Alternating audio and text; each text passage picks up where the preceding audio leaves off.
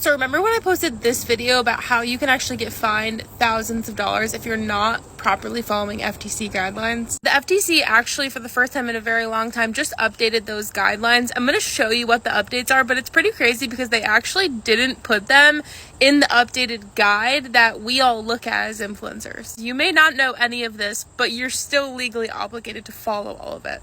And if we're just meeting for the first time, hi, I'm Kristen. I am a creator monetization coach, and I help you turn your online influence and your creativity into a sustainable, profitable business. This little tidbit right here is actually from Lindsay Gamble's blog. It just kind of puts it into plain English for us, so thank you, Lindsay. The first thing here all the way at the top is TikTok disclosures. Not only does the disclosure need to be in the text of the video, but it also needs to be physically overlaid in the video.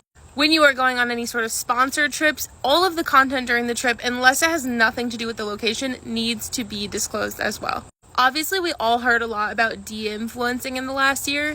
If you're making negative comments about a competitor of a brand that you have been paid by, you also need to disclose that, which this one is pretty crazy to me. This one's pretty much mostly for marketers, but when marketers are actually sending us gifted product that maybe we didn't ask for, they're just sending it out, they have to actually make sure that they ask creators to disclose that this is a gifted partnership. And speaking of gifted products, hashtag gifted or just saying gifted is actually not enough anymore. It needs to say gifted by and then the brand's name after that. And this one's pretty small, but whatever you're speaking in terms of a language in the video is also what you need to be speaking in terms of your disclosure. And if you're unsure about any of the general FTC guidelines outside of this, let me know if you have any questions down in the comments. And I'm also going to link the original video so you can see all of that down in the caption as well.